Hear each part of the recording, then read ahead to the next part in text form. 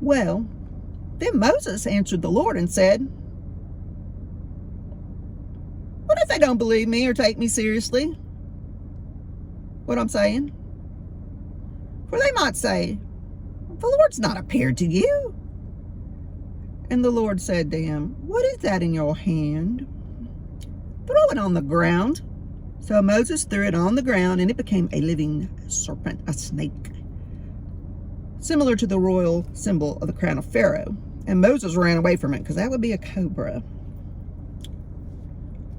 But the Lord said to Moses, reach out, grab it by the tail. So he reached out his hand and caught it. And it became a staff in his hand again. You shall do this, said the Lord, so that the elders may believe that the Lord, the God of their fathers, the God of Abraham, Isaac, and Jacob, has most certainly appeared to you. The Lord also said to him, put your hand in your robe inside where your chest is. So he put his hand in there.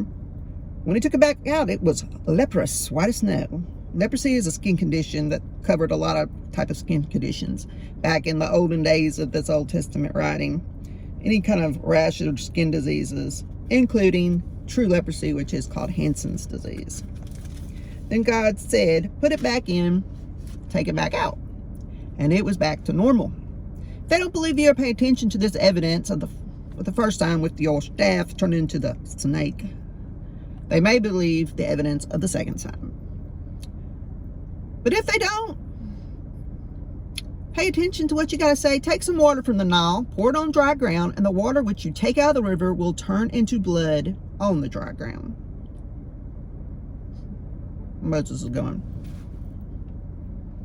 this is a lot to take in. I could just see, if it was me, I'd be like, what? Then Moses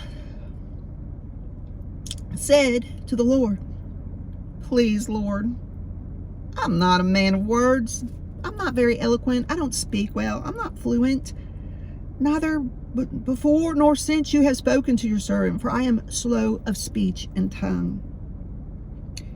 Literally heavy of mouth and tongue. He could have stuttered, or he could just got tongue-tied a lot. See, I'm making this little video and I have no problem talking. But if you put me in front of a group of people or even a round table, my speech gets all messed up. Anxiety or whatever, I don't know. So I'd probably say the same thing like poor old Moses, something similar, like, who's going to listen to me? I can't even talk right. The Lord said to him, who made man's mouth? Or who makes the mute or the deaf or the seeing or the blind? Is it not I, the Lord? Now then go, and I even will be with your mouth and will teach you what you're going to say. So God's like, I created your mouth.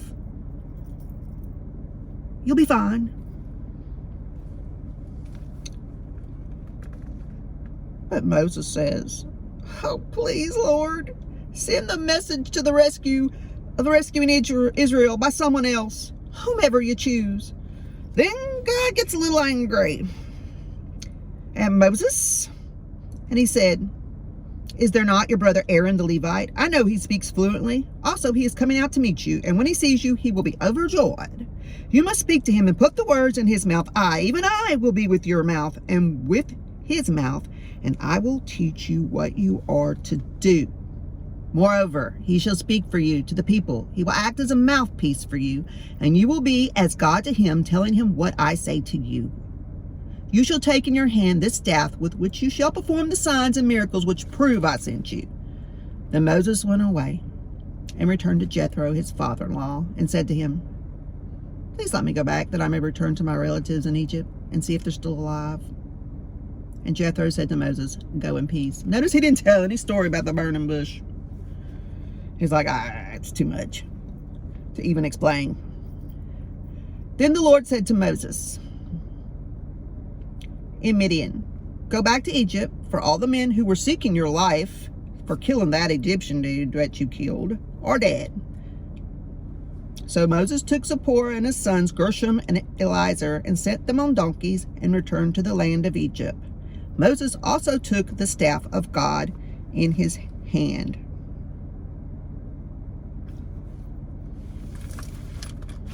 I'll stop there because in mid-chapter, because it goes on. But this video will get entirely too long, and I'm trying to keep these from getting entirely too long. Gotta catch me on days when I don't look totally ratchet, as the kids say. Y'all have a blessed and wonderful day and a wonderful week. Talk to you later.